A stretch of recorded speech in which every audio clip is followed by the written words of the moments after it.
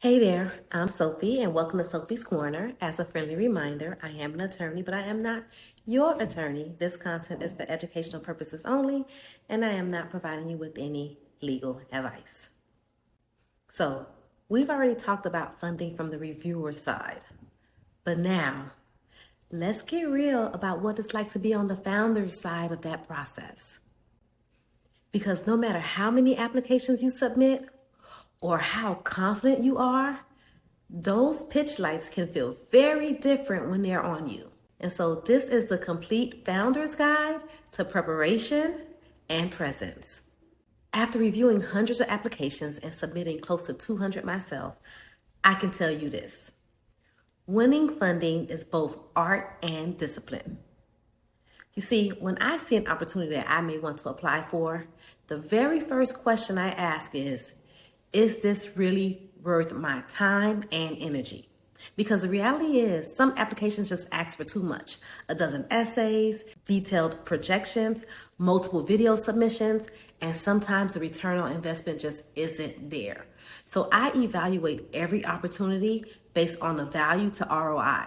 The value isn't just cash. It includes non-monetary assets like coaching, mentorship, or networking opportunities that can sometimes outweigh the funding. If the total value of the opportunity doesn't match the time I need to put into the application, I normally just skip it. But now, when I do find something that I actually may want to apply for, I always start by asking myself these three questions. Do I actually meet the qualifications?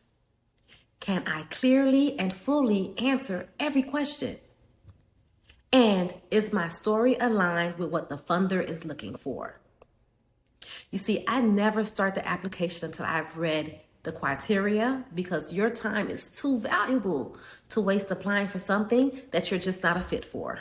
So when I start to write, I treat every answer as an opportunity to tell the full story of my business. Not just what we sell, but who we impact and why it matters. Now, let's talk about the stage. At my most recent competition, I was the second to last person to go. I was number 29 out of 30 women. And after spending hours in the waiting room, the judges are getting tired, and that little voice starts to whisper in your ear, did I already lose before I even started? But here's what I learned in that moment. I learned that it's not about being first or last, it's about being memorable. The way you connect your story to your business, your purpose to your product, and why your why to your numbers, that's what sticks. When I won that pitch, it wasn't because I was the flashiest or the most animated presenter. It was because I connected my lived experience to my mission, and I showed up with honesty. So whether you're on stage or on paper, integrity matters.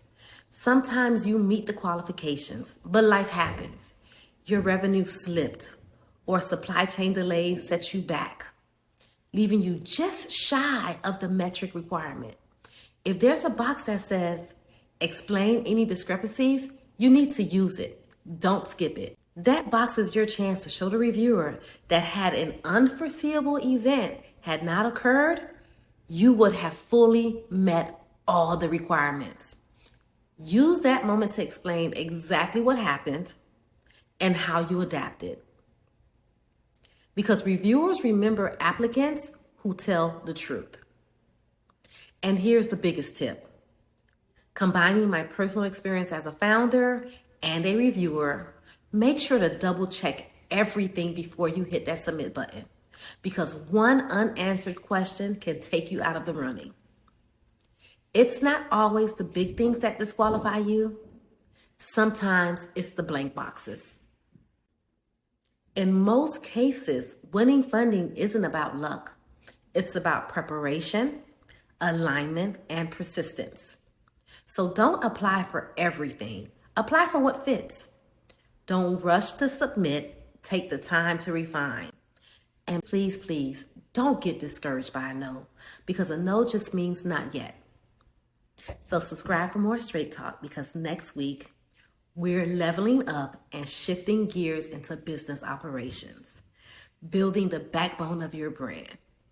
We're diving into the systems, finances, and structure that turn vision into sustainability. This is Sopi's Corner, where we get real about entrepreneurship. And remember, entrepreneurship is bigger than the dream.